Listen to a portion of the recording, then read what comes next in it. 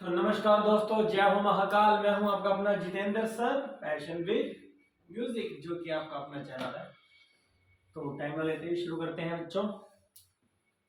क्या ग्राम और मूर्छना, बिल्कुल सिंपल टॉपिक है, ज्यादा बताने की जरूरत नहीं पड़ेगी आपको, बिल्कुल सिंपल वे में है। ग्राम शब्द एक समूहवाची शब्द है, ग्रुपिज्म। जिस प्रकार एक गांव में कई लोग रहते हैं, उसी प्रकार क्या है, ग्राम में कई स्वरों का सम्मिश्रण होता है। अगर मैं कहूँ कि पूरा एक जो समूह सारे गा मा पा धा नी धा पा मा गा रे सा सा गा रे मा गा सा रे गा सा गा रे मा गा पा मा धा पा नी धा सा, बहुत सारे स्वर रहते हैं जिनके बेस पर हम राग गाते हैं, बहुत सी चीजें गाते हैं। टोटली डिपेंड ऑन ग्राम, जो कुछ भी आप अरेंज कर रहे हैं। ठीक है, तो पंडित शारंग देव के अनुसार श्रुति तथा मूर्छना को आश्रय देने वाले स्वर समूह को ग्राम कहते हैं। तो क्या श्रुति, क्या है श्रुति? बेटा एक संगीत की होगी ध्वनि को हम श्रुति कहेंगे। ठीक है, आप इतना याद रखो, ज्यादा चक्रों पढ़ने की जरूरत नहीं है। ये श्रुति एक साइंस है स्वरों की, भी कितना ग्राफ होना चाहिए, कितना नी कर्ण, जिन कर्ण प्रिय ध्वनि को हम श्रुति कहेंगे, आप इतना ध्यान में रखिए। ठीक है, और सिंपल वे में अगर मैं कहूँ 7 स्वरों के समूह को ग्राम कहते हैं। सिंपल, ठीक है, simplicity is the best policy. और स्वरों के समूह को ग्राम कहते हैं, या 7 स्वरों के समूह को ग्राम कहते हैं। ज्यादा उलझने की जरूरत नहीं है। ठीक है, सबने अपनी अलग अलग परिभाषा दी है। और पंडित शारंग देव जी क्या कहते हैं कि श्रुति तथा मूर्छना दोनों को आश्रय देने वाले स्वर ग्राम कहलाते हैं। ग्राम 3 प्रकार के होते हैं, जिन्हें षड्ज ग्राम, मध्यम ग्राम और गंधार ग्राम नामों से जाना जाता है। गंधार ग्राम विलुप्त हो चुका है, केवल षड्ज और मध्यम ग्राम का ही प्रचलन है। ओके, अब बात करते हैं मूर्छना की। तो पहले एक बार मैं बता दूं, षड्ज ग्राम और मध्यम ग्राम क्या चीज है ये। बेटा ये से अगर ज्यादा उलझ जाओगे आप, लेकिन फिर भी मैं एक एग्जांपल के तौर पे आपको बता देता हूं।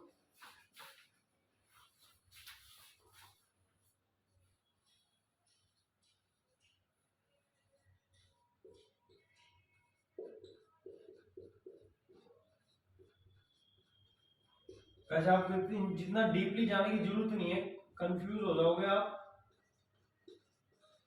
पता क्या था, 22 श्रुतियां मानी गई है। अगर आपको सिंपल वे में समझाना चाहूँ, आप एक इस तरीके से समझिए कि आवाज का जो ग्राफ है ना, वो आवाज की जो ध्वनि है, जो आंदोलन हो रहा है, जो सा है, जैसे सा, इसके भी बहुत से ग्राफ बन जाते हैं।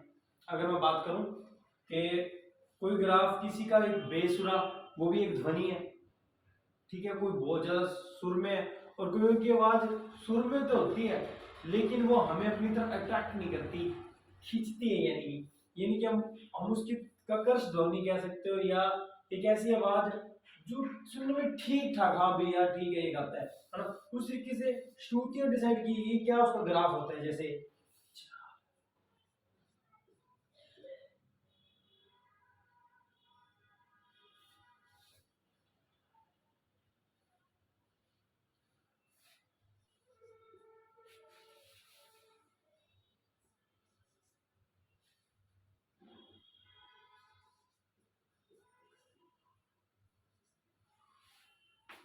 ये बेटा षड्ज ग्राम में क्या था भी, सा को अंतिम श्रुति पर रखा गया, सा दी गामा।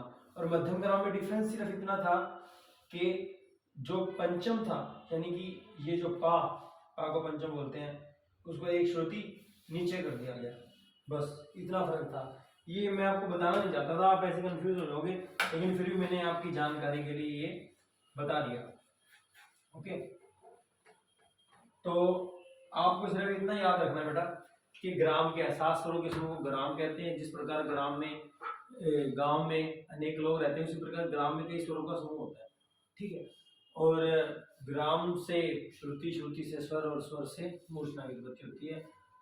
सिंपल सी बात है। और ग्राम 3 प्रकार के होते हैं, षड्ज, मध्यम और ग्राम। ओके, अब आइए मूर्छना पर। मूर्छना क्या है? मूर्छना शब्द की जो उत्पत्ति है मूर्छ धातु से हुई है, जिसका अर्थ है चमकना या उभरना।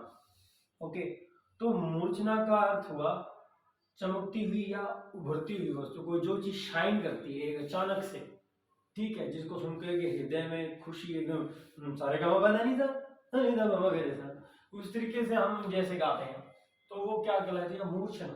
मूर्छना। तो भरत मुनि के अनुसार 7 स्वरों के क्रमानुसार आरोह अवरोह करने से मूर्छना की रचना होती है। 7 स्वरों का जब क्रम से सीक्वेंस में, सीक्वेंस वाइज, सारे गा मा पा धा नी सा, वापसी सा नी धा मा रे सा, लाइक दिस। तो ग्राम के किसी भी स्वर को आधार मानकर आरोह अवरोह करने से मूर्छना की रचना होती है। मैंने बोला ना, जो कुछ भी डिपेंड है ना बेटा, सबसे मेन है ग्राम। ग्राम में से सब चीजें बन रही है आपकी, मूर्छना, श्रुति, स्वर, अगर मैं कहूं वर्ण, अलंकार, सब टोटली बेस्ड ऑन ग्राम।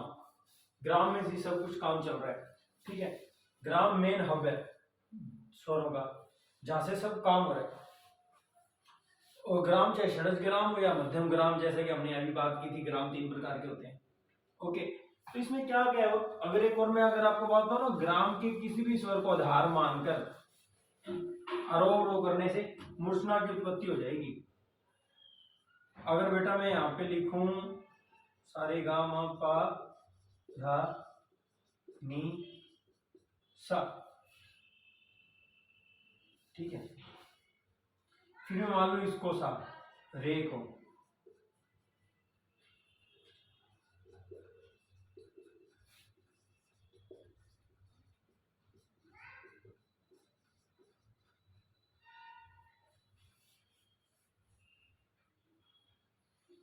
तो गंधार ऋषभ हो गया।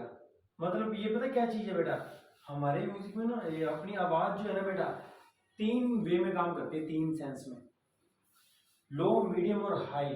सिंपल सी बात है, रे गा मा पा धा नी सा, सा रे गा मा पा, और ऊपर की तरफ हम बजा रहे हैं, है ना। तो ये पिच है, लो, मीडियम और हाई। ये मीडियम से मैंने शुरू किया, ये हाई तक यहाँ गया, ये उससे ये हाई ऑक्टेव आ गया, सा, ऊपर की तरफ जा रहा हूँ। रे को जो मैंने सा माना, या आप 7 नोट को ध्यान रखो, उसकी तरफ आगे बढ़े हम, तो क्या हुआ देखो, रे को जब मैंने सा माना तो इधर से क्या हुआ, गंधार ऋषभ हो गया, बदल गया ना, एक प्लेस आगे खिसक गई इस तरीके से। तो आजकल इस तरीके का प्रयोग नहीं होता, आजकल सिर्फ सिंपली सारे गामा पा धा नी सा और सा नी धा पा मा गा रे सा, आरोह अवरोह करने को ही सीधा आज के टाइम में मूर्छना कहा जाता है, ठीक है। तो क्रमयुक्त स्वर का आरोह अवरोह करने से मूर्छना की उत्पत्ति होती है। और जैसे कि आप सब जानते हैं, ग्राम 3 प्रकार के होते हैं, षड्ज, मध्यम और ग्राम। और एक ग्राम से 7 स्वर उत्पन्न होते हैं, एक ग्राम से 7 मूर्छनाओं की उत्पत्ति की जा सकती है। और तो 7 × 3 = 21, तो 21 मूर्छनाएं बनती हैं टोटल, ठीक है। और पंडित शारंगदेव ने 4 मूर्छनाओं का वर्णन किया, 4 मानी उन्होंने। अगर कुछ ऐसा आ जाता है, इतना कुछ है नहीं था इस टॉपिक में, स्क्रीनशॉट ले लीजिएगा, पढ़ लीजिएगा, बिल्कुल छोटा छोटा मैंने लिखवाया है। अगर आप चाहते हो और डीपली इसको पढ़ना, ग्राम को और मूर्छना को, कमेंट बॉक्स में मुझे बताइए, मैं आपको पढ़ा दूंगा, आपके काम का नहीं है। ये जो लेंथी जो टॉपिक रहता है वो ज़्यादातर मास्टर्स के जो स्टूडेंट होते हैं, एमए के, एमफिल के, उनके लिए रहता है, उनको समझना ज़्यादा जरूरी है, आपको इतना नहीं जरूरी। तो बाय बाय दोस्तों, मिलते हैं अपनी नेक्स्ट वीडियो में। और आप चाहते हैं कि सभी टॉपिक आप देखना चाहते हैं तो डिस्क्रिप्शन में लिंक दिया हुआ है, आपको आपकी 10 डेफिनेशन है +2 क्लास की, 10 की 10 एक ही वीडियो में मिल जाएगी, मैं कंबाइन कर दूंगा उसको। ओके, तो बाय, गुड बाय, मिलते हैं नेक्स्ट वीडियो में। और चैनल को सब्सक्राइब करना मत भूलिएगा। जय महाकाल, जय श्री राम।